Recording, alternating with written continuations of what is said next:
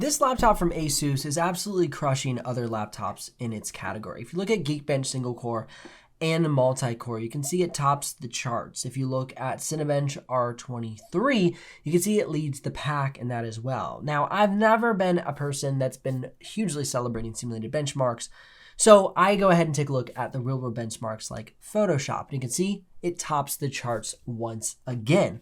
Go ahead and jump into Premiere Pro and you'll have one of the fastest export times from a thin and light laptop without a dedicated GPU. Now, if we're talking about laptops with dedicated GPUs, that's a whole nother conversation. We're talking categorically, this laptop is throwing down. Now, if you go ahead and you look at the playback for this laptop, both 1080p, 4K plugged into the charger, and 4K on battery power, once again, it is a showstopper. Now, pack all that together with over 12 hours of battery life, and I haven't even gotten into the hidden feature that really makes this laptop stand out amongst all of the other laptops that I have reviewed in the thin and light category. Have a clue about what laptop I'm talking about yet? It reaches 100% sRGB, 97% Adobe RGB, and 100% DCI P3. It is a little bit thicker and a little bit heavier than your traditional thin and light Ultrabook, I do admit that, but for very good reason. The audio quality on the laptop is good, but does not have upward-facing speakers like some other Ultrabooks in the category, which you think could give it a little bit of ding. Here's an audio sample so you can hear what it sounds like.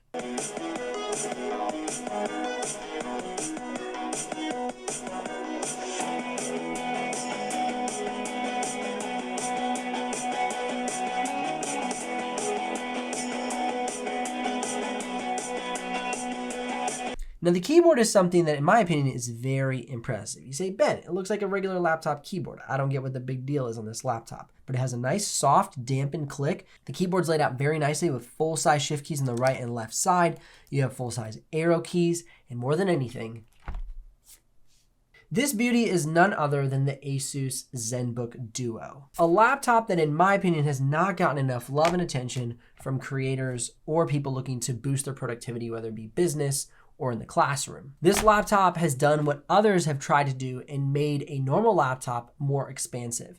In the past, they've sent you along with keyboards that were not connected, so you had to carry around this extra keyboard, but now it's integrated directly into the laptop.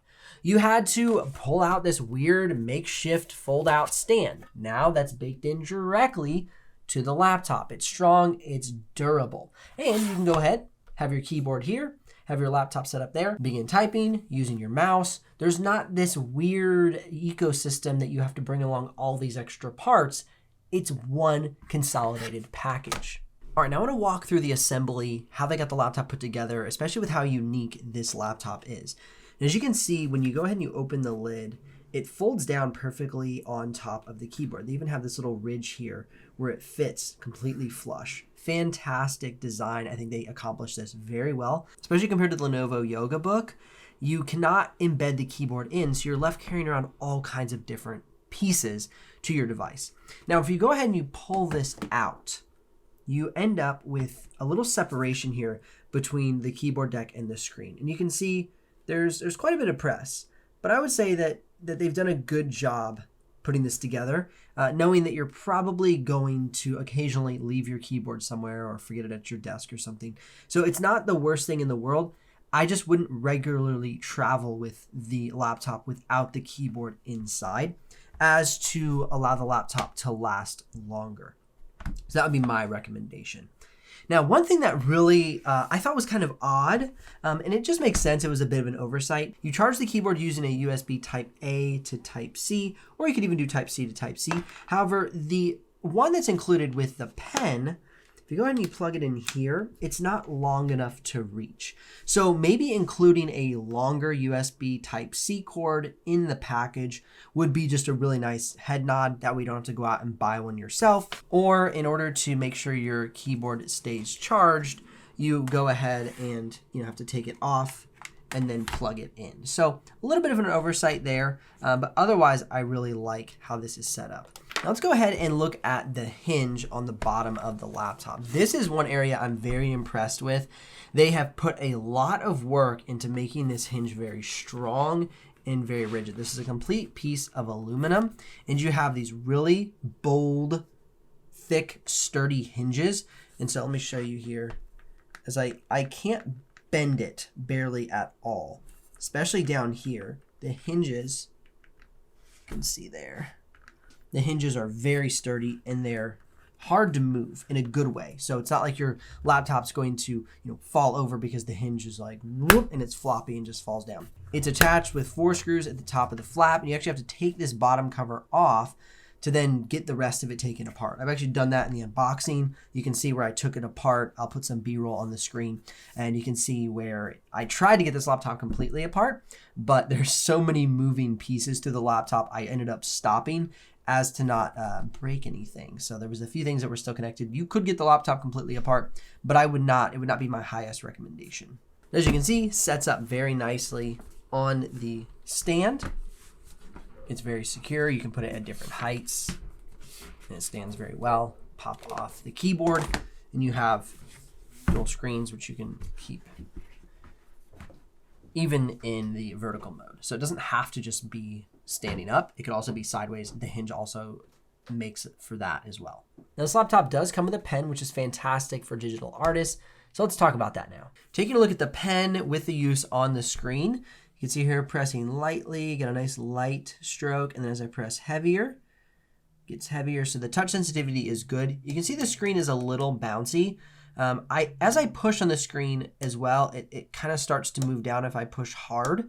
But it doesn't completely fall over. But the screen definitely has a bit of a bounce to it. So it's going to be something you're going to want to lean back a little bit and support with your hand so it doesn't bounce too much. Now, what I love about having the keyboard disconnect is that you can easily just lay your laptop screen down and have your keyboard anywhere else with your shortcuts. So I could go over here, pull this down here. So I can have my keyboard shortcuts over here. So I can just go Command Z, get rid of all this work I just did here. I can have some inspiration up top here, St. Augustine of Hippo, and I can just continue to work very easily with the device. It allows for a lot more flexibility. This is probably how I would use the setup most often, because I could even just go ahead and grab my trackpad and just click into different settings or shortcuts, and then I don't have to use the pen so specifically. But I could as well. So it's just a lot. You could basically be doing 2 different things at once. So instead of, having to go in and click for my brush sizes, I could just right click here, change things up, and then I'm back moving again. So I like how it's be able to be organized in a lot of different ways. Your inspiration's here, your pen is working here, you got your keyboard shortcuts that you have set up, customized to your preferences. And then if you want, you can just go ahead, pop it back on, and be on your way. And what about the dual displays? What kind of brightness, color accuracy, and resolution do we get? The ASUS ZenBook Duo comes with dual 14-inch ASUS Lumina OLED displays.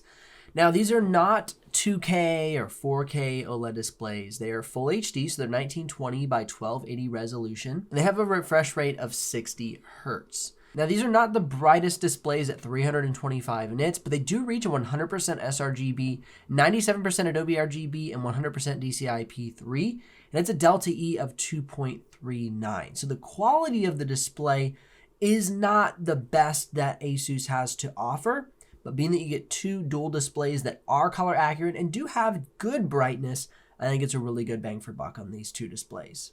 Okay, now the real question that on everybody's mind is, how much is this setup going to put you back? All right, taking a look at the ASUS ZenBook Duo, there are a couple purchasing options. First and foremost, keep in mind that it can get up to 3K OLED displays. This is not necessarily standard. The model that I'm reviewing has the 1080p version, so it is a full HD, not a 3K display that I have.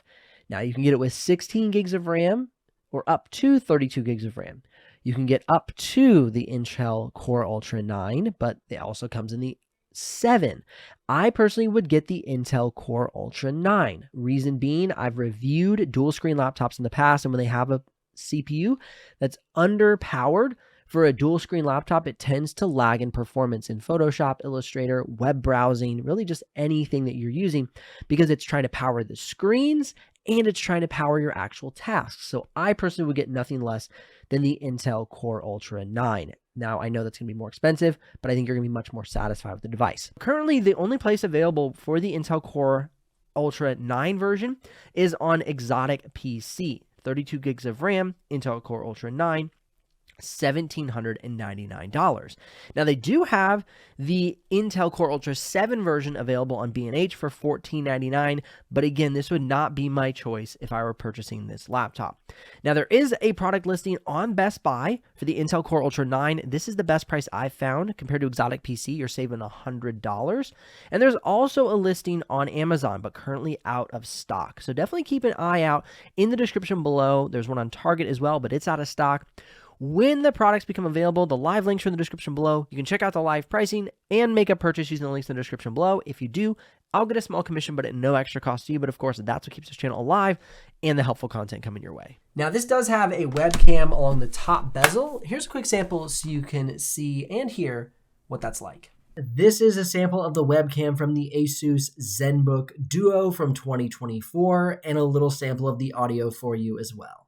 Now, earlier I talked about the keyboard, and it's insane how thin and light this keyboard is with being fully responsive like a real keyboard. Here's a quick audio sample of me using both the keyboard and the trackpad. It's amazing. It's paper light and in such good quality.